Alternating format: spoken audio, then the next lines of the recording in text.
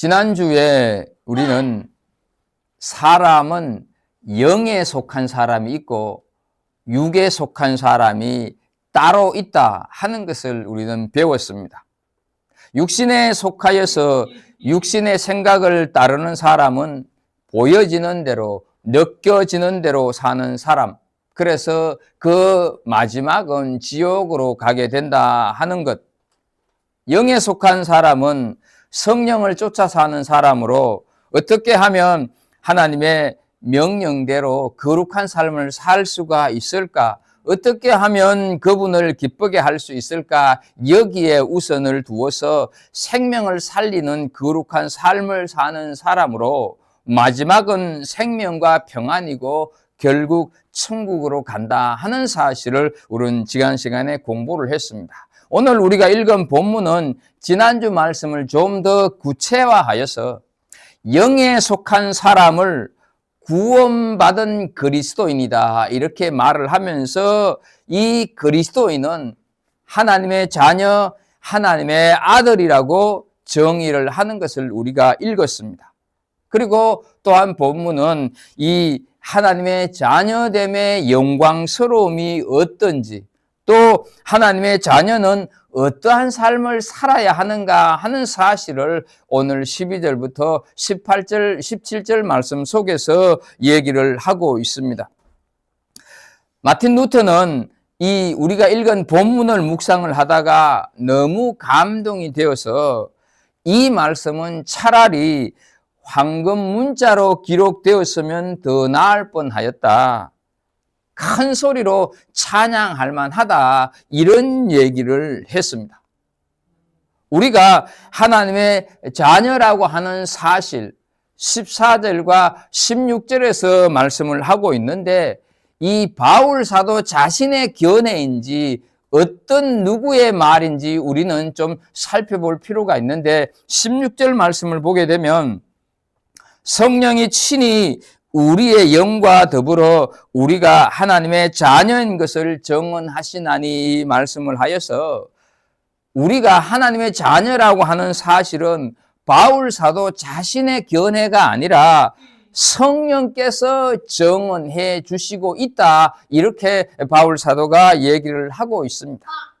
성령께서 우리가 하나님의 자녀라고 하는 사실을 증언한다 하는 것을 이런 하나의 예화를 여러분들에게 설명을 하면서 한 번 더 이렇게 증언해 준다고 하는 것이 얼마나 분명한 확정인가 하는 것을 좀 살피겠는데요. 어떤 유대인이 아들을 얻고 가다가 친구를 만났습니다. 친구를 만나서 서로 인사하는 중에 등에 업은 아이를 보고 등에 업은 아이 누군가 이렇게 물었더니 유대인은 내 아들일세 이렇게 대답을 했습니다. 짓궂은 친구가 그냥 가면 될 텐데 이번에는 등에 업힌 아이에게 묻습니다. 너를 업고 가는 이 사람이 너의 아버지냐? 이렇게 물은 거죠. 이때 아이가 아닙니다 라고 대답을 했습니다. 아버지는 너무 기가 막혀서 내가 왜 너의 아버지가 아니냐? 어찌해서 당신이 내 아버지입니까? 참 고약한 아들 같습니다. 내가 너를 업어주지 않았느냐? 업어준다고 다 아버지입니까? 이 아이는 도대체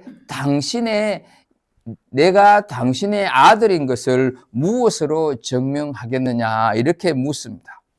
그러니까 이 아버지는 먹여주고 입혀주고 업어주고 이렇게 하지 않느냐. 그러면 먹여주고 입혀주고 하면 무조건 아버지냐. 이렇게 또 아들이 얘기를 하는 것이죠. 자, 어떻게 이 아버지라고 하는 것을 또 아들이라고 하는 것을 증명할 수가 있습니까? 초대교회로부터 내려오는 이 좋은 증명 방법이 있습니다. 이 사람이 너의 아버지라고 증명해 줄 사람은 누굽니까? 바로 어머니 아닙니까? 만약 그 시비 현장에 어머니가 있어서 얘야 무슨 소리를 하느냐, 하늘이 쪼개져도 이분은 너의 아버지다 이렇게 말을 하면 아들됨이 증명이 되는 것입니다. 그래서 초대교회 때는 성령을 어머니의 영이라고 말하는 교부들도 있었습니다. 다시 말해서 상징적인 의미에서 어머니의 영이다 이렇게 말을 했던 것입니다. 성령이 바로 우리가 하나님의 자녀임을 확정을 하십니다. 그렇다면 이제 우리는 하나님의 아들, 하나님의 자녀인 우리가 어떻게 살아야 할까 하는 것을 좀 살펴보도록 하겠습니다. 먼저 하나님의 자녀, 하나님의 아들인 우리는 육신대로 살아서는 안 되는 것입니다. 오늘 본문 12절을 보면 그러므로 형제들아 우리가 빚진 자로 돼 육신에게 져서 육신대로 살 것이 아니니라 말씀을 합니다. 여기서 형제들아 하는 말 속에서 어떤 느낌을 받습니까? 이 표현은 바울 사도의 언어 사용의 특징으로 바울 사도는 무엇인가 간곡하게 부탁을 할 때 형제들아 라는 표현을 종종 사용을 했습니다. 아주 간곡한 호소를 담고 있는 것이죠. 하나님의 자녀는 절대로 육신대로 살아서는 안 된다고 하는 간절함이 형제들아 하는 말 속에 담겨져 있는 것입니다. 왜 그럴까? 왜 그럴까? 바로 빚진 사람이기 때문에 그렇다 하는 것이죠. 누구에게 어떤 빚을 졌을까? 그리스도인은 예수 그리스도에게 생명의 빚을 졌습니다. 예수님은 우리의 죄를 대속하기 위해서 자신의 생명을 십자가에 내어주시고 우리는 살아났고 우리는 구원을 받았습니다. 이것이 복음이라고 하는 것을 여러 번 말씀을 드렸습니다. 이런 의미에서 복음을 받은 사람들은 모두 다 빚진 자다 하는 사실이죠. 따라서 우리는 빚진 자의 마음으로 살아가야 하는 것입니다. 그렇다면 빚진 자의 마음은 어떤 것일까? 성령께서 친히 나를 하나님의 자녀로 정언하심으로 내 모든 것들이 깨달아집니다. 그렇습니다. 구원은 내 과거 전체가 해석되는 사건입니다. 내가 얼마나 많은 것을 가졌는지, 내가 얼마나 많은 은혜를 받았는지, 내가 얼마나 많은 사랑을 받았는지 이런 것들이 느껴지면서 그 전에 없었던 감사와 함께 생겨나는 것이 있는데 그게 바로 부채의식입니다. 이 부채의식이 바로 빚진 자의 마음이다 하는 것이죠. 내가 이런 모든 것들도 까닭 없이 받았구나. 이 모든 것들이 나로부터 비롯된 것이 아니라 다 주님으로부터 온 것이구나.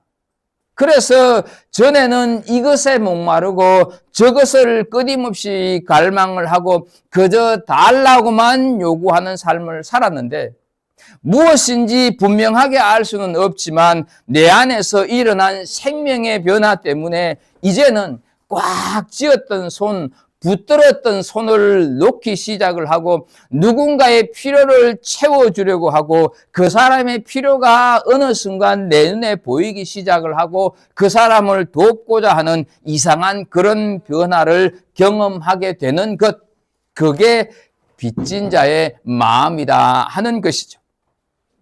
그럼 육신의 빚진 자다 하는 이 말의 뜻은 어떤 의미일까?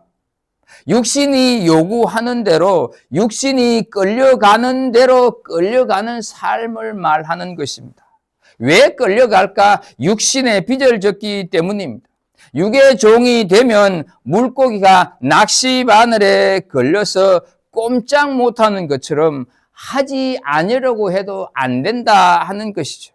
거짓말 하지 않으려고 해도 거짓말이 입에서 술술 나오는 것을 어떻게 해요? 술을 끊으려고 해도 음란물을 보지 않으려고 해도 안 끊어진다는 것이죠. 하려고 한 것이 아닌데 내 힘으로 안 되는 것을 어떡하냐 하는 것이죠. 그래서요, 우리는 잘 기억을 해야 합니다.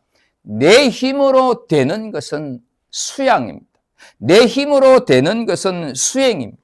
만약 수양과 수행으로 될 수 있다면 구원이 왜 필요하냐 하는 것이죠.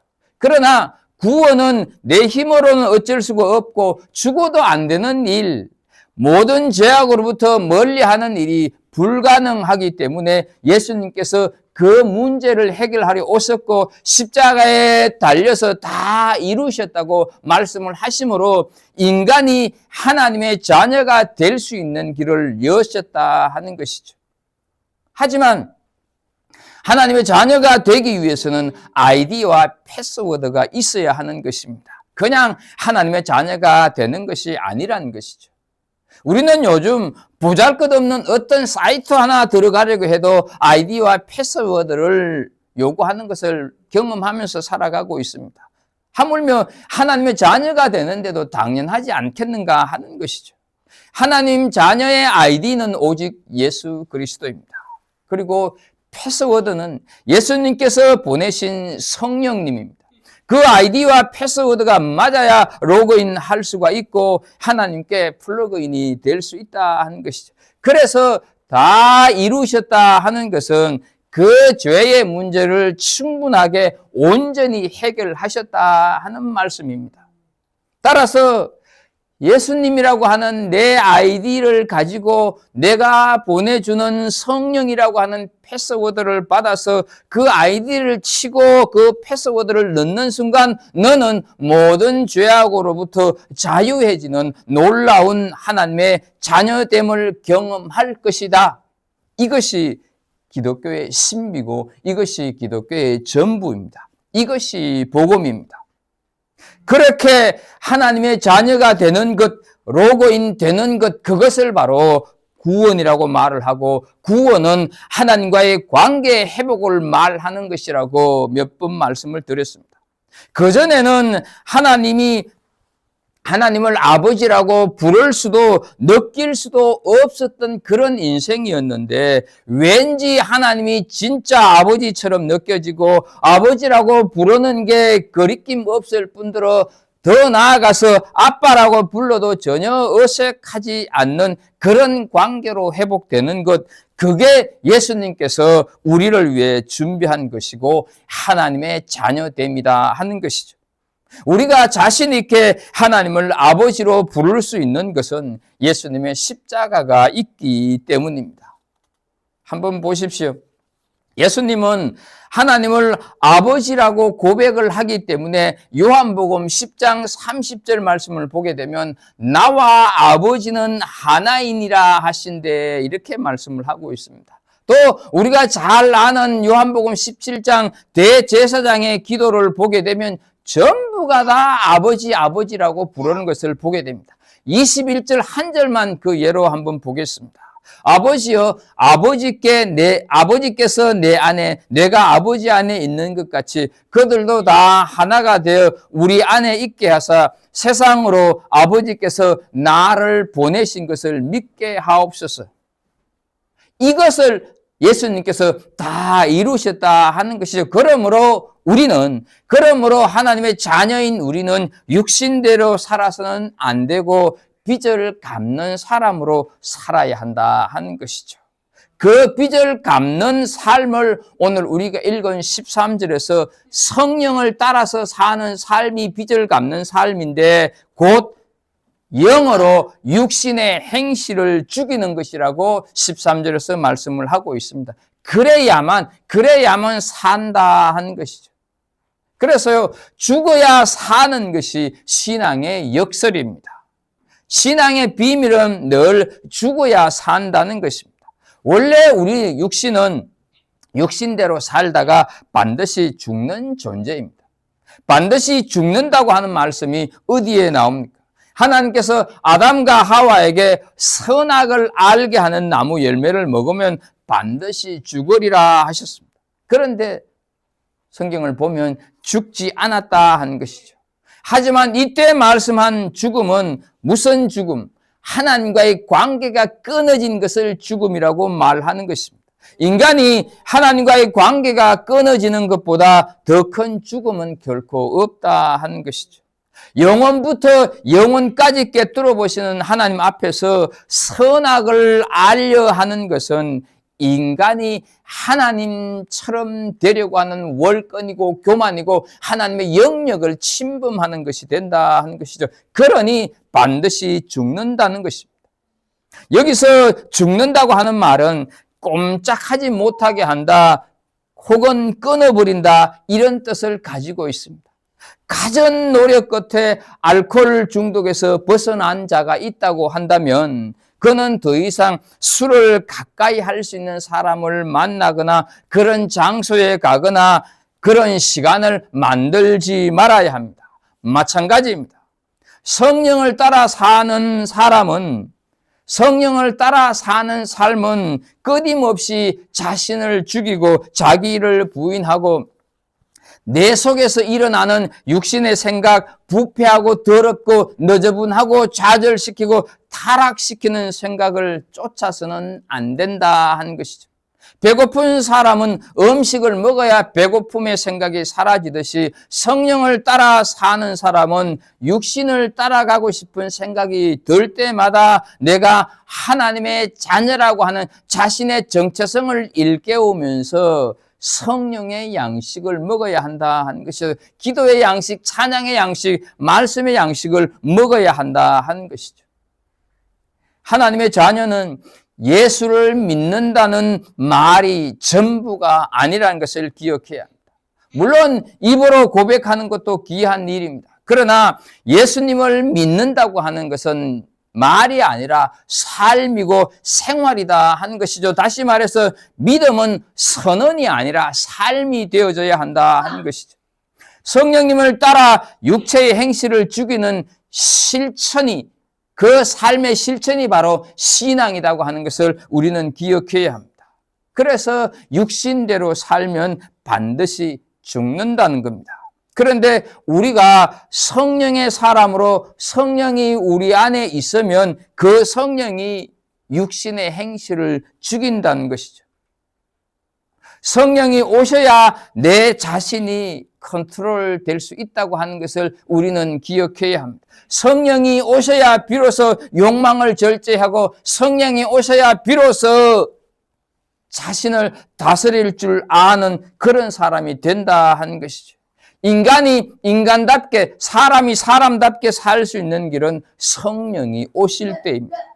성령이 필요한 이유는 바로 사람답게 살기 위해서입니다. 성령이 우리에게 오셔야 하고 성령이 우리에게 필요한 것은 바로 사람다운 질을 찾아내기 위해서다 하는 것이죠. 그동안 우리는 믿음과 생활을 너무 따로따로 생각해 왔습니다.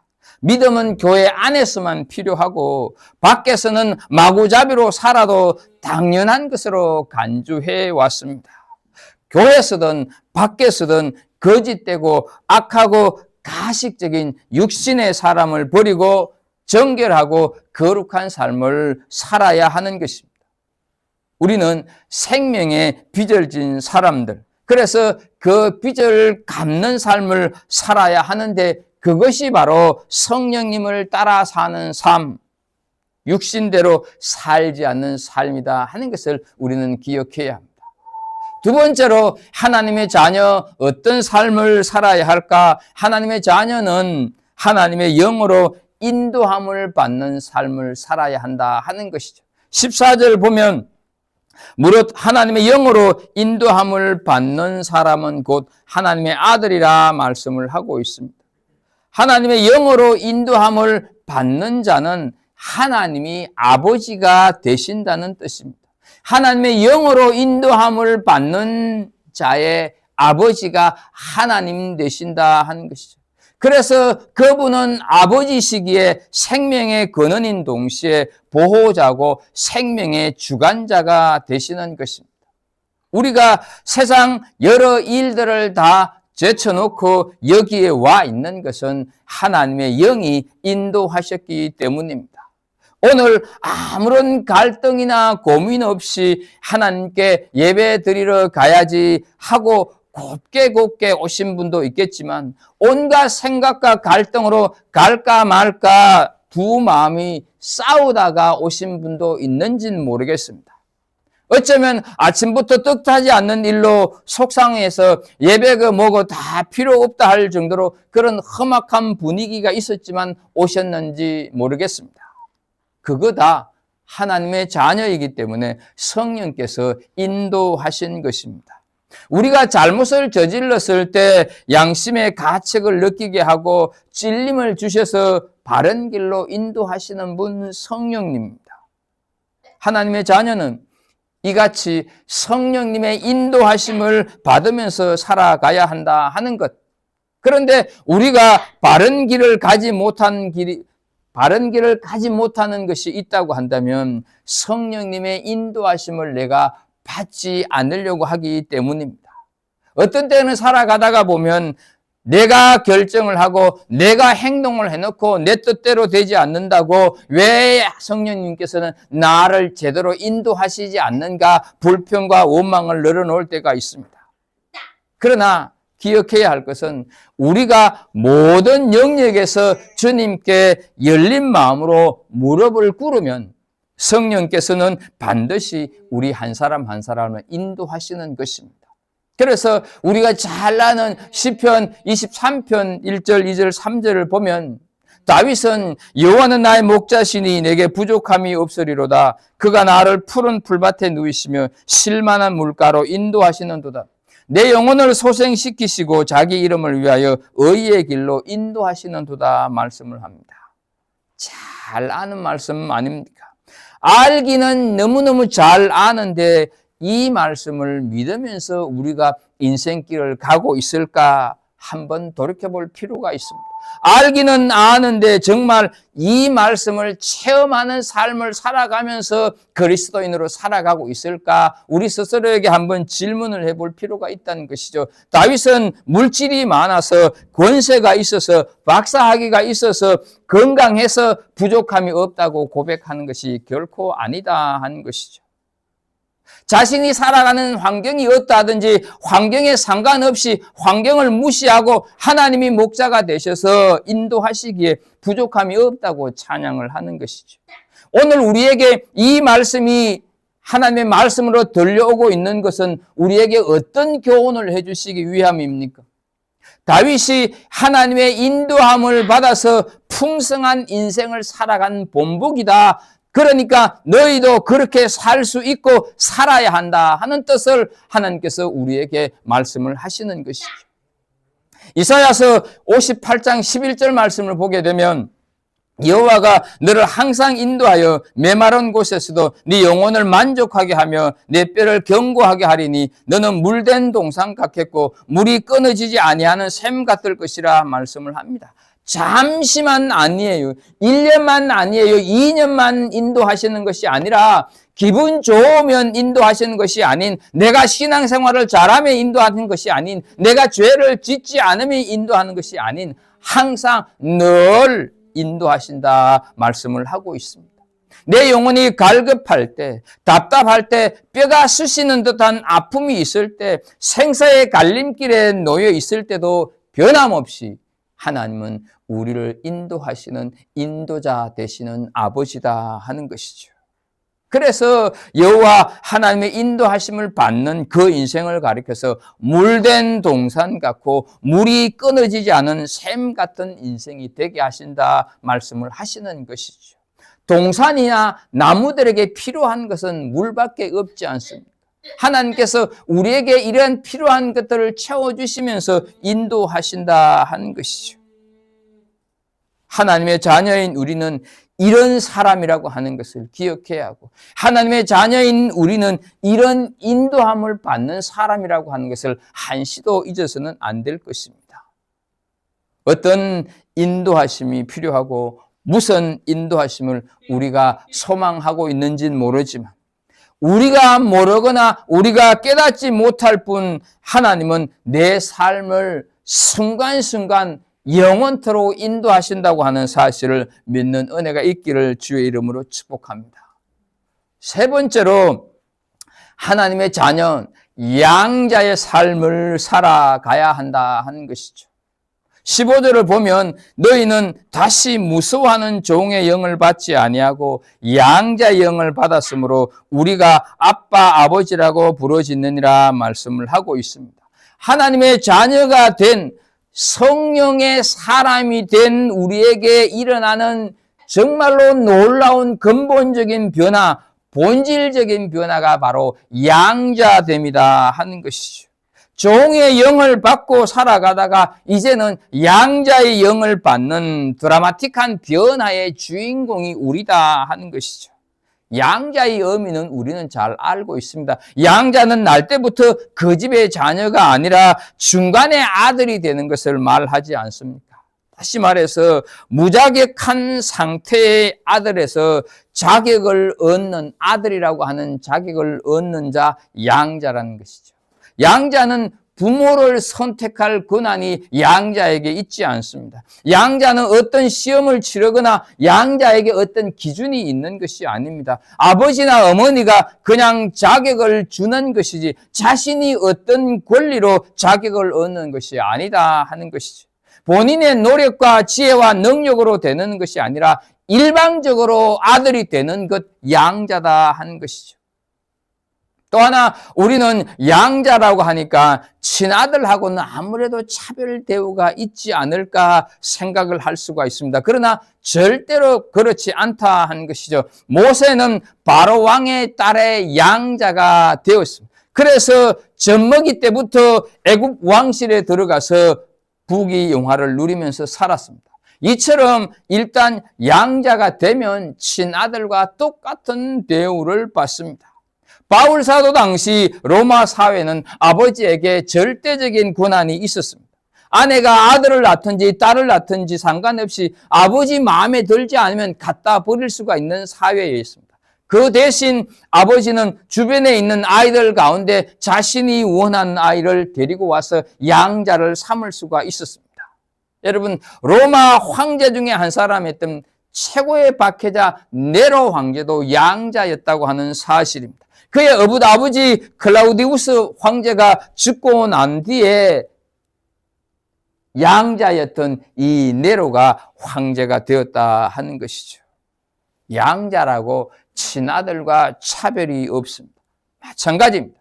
우리는 하나님의 양자가 되었습니다. 세상의 수많은 사람들 가운데서 하나님은 나를 인정하시고 아들로 삼아 주신 것입니다. 하나님께서 우리를 자녀 삼으실 때 너 내 자녀가 될래 말래 이렇게 물어보시지 않았습니다. 무조건적으로 자녀로 삼았습니다. 그럴 만한 근거, 그럴 만한 자격 우리에게 아무것도 없었습니다. 그 근거와 자격은 오직 십자가에 달려서 피 흘리신 예수 그리스도 우리 주님께 있었다 하는 사실이죠. 우리는 오히려 죄 가운데서 죄와 더불어서 사는 종이었는데 자녀 삼아 주셨다 하는 것이죠. 종으로 있다가 아들이 된다는 것은 정말로 극적인 변화입니다. 종은 항상 주인을 두려워해야 합니다. 종은 항상 주인의 눈치를 살피는 존재입니다. 종은 자유함이 없고 종은 기쁨도 없습니다. 종은 하루 종일 일을 해도 내 것이 없다, 다 주인 것이다 하는 것이죠. 이런 종의 영으로 일생 동안 사는 것이 얼마나 비참하냐 하는 것이죠. 그런데 구원이 뭡니까? 성령이 오시면 종처럼 사는 우리의 인생을 아들과 동일한 삶을 사는 인생으로 바꾸어 주신다 하는 것이죠. 도대체 우리 주변에 이런 아버지 있느냐 하는 것이죠. 그리고는 그 아버지는 우리에게 모든 것을 허락해 주셨다 하는 것입니다. 우리는 언제라도 기꺼이 하나님 은혜의 보좌 앞에 담대히 나아갈 수가 있습니다. 그래서 아빠, 아버지라고 부르면서 우리의 모든 속사정을 아랠 수가 있습니다. 하나님께서는 언제나 하늘 문을 여시고 우리의 간구에 귀를 기울여 주십니다.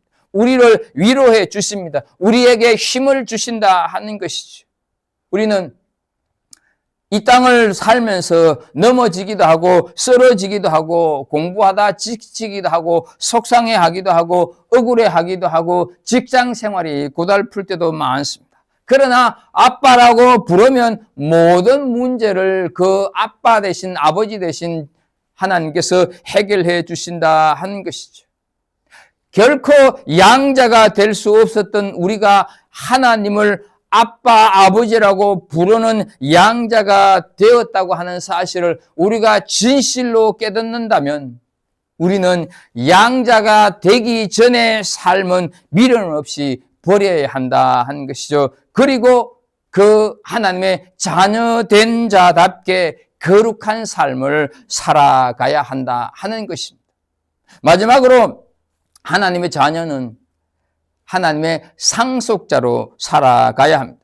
17절을 보면 자녀이면 또한 상속자 곧 하나님의 상속자요 그리스도와 함께한 상속자니 우리가 그와 함께 영광을 받기 위하여 고난도 함께 받아야 할 것이라 말씀을 하고 있습니다. 상속이라고 하는 것은 재산이나 그 무엇인가를 부모로부터 받는 것 상속. 그래서 상속자라고 하는 것은 부모로부터 무엇을 받든지 이것저것을 받는 사람을 가리켜서 상속자라 이렇게 말을 하는 것이죠.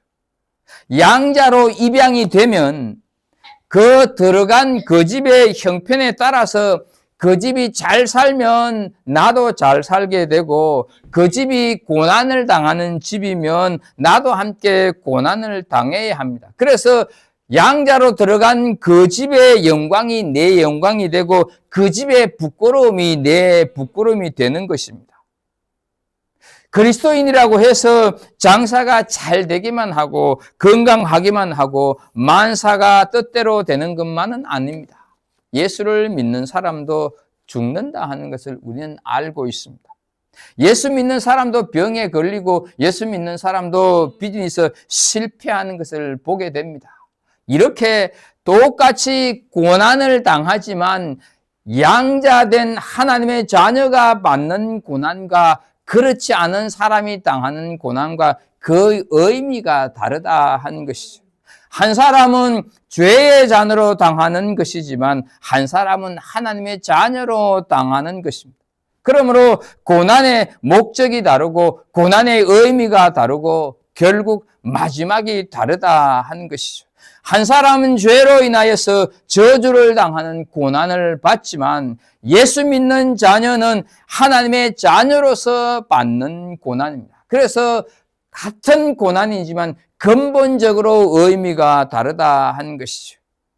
하나님께서 정말로 사랑하는 하나님의 자녀에게 고난을 주시는 이유, 아픔을 주시는 이유가 무엇이라고 생각을 합니까? 여러분 한번 가만히 생각을 해보세요.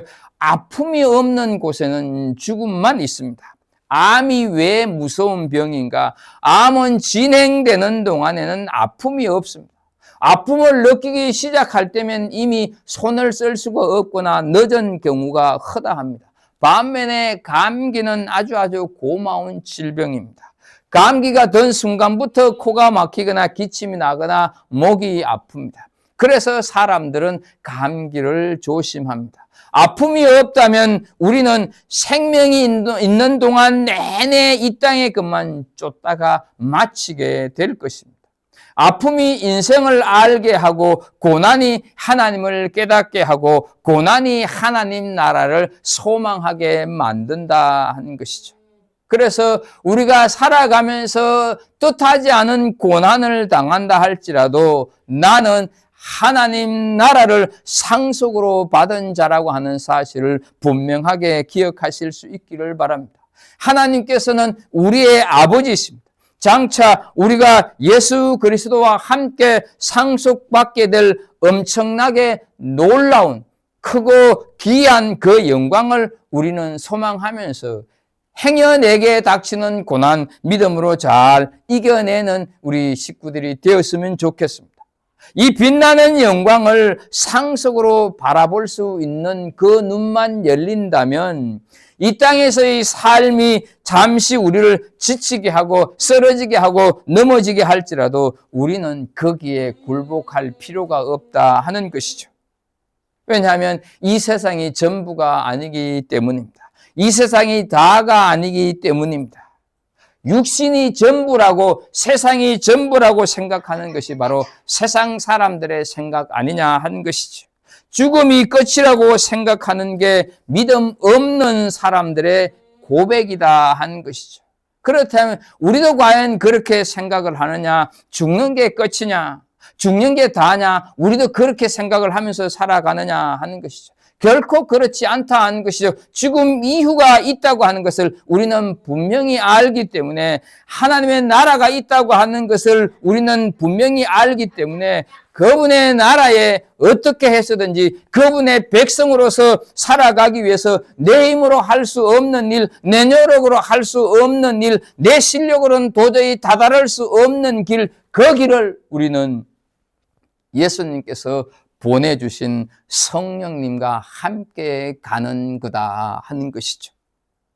우리가 읽은 17절과 12절을 비교해 보면 12절에서는 분명코 우리를 가리켜서 빚진 자라고 말을 하고 있는데, 17절에서는 빚이 아닌 도리어 무엇인가 유업으로 받는 상속자가 되었다고 말씀을 하고 있다 하는 사실이죠.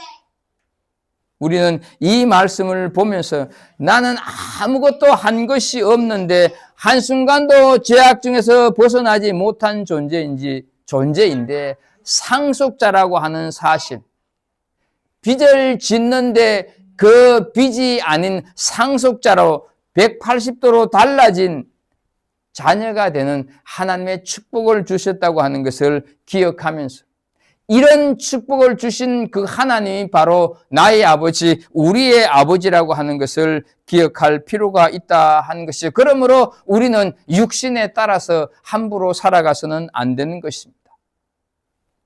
이승만 전 대통령의 양자였던 이인수 교수가 쓴 글을 보게 되면 문중에서 자신을 양자로 결정을 했을 때 한동안 망설였다 이렇게 적고 있습니다. 왜냐하면 대한민국 초대 대통령을 지내신 분의 양자로서 그분의 명예와 긍지를 지킬 수 있을까, 그분을 욕되게 하지는 않을까 하는 고민 때문에 망설였다 하는 것을 책에서 얘기하고 있는 것을 보게 됩니다.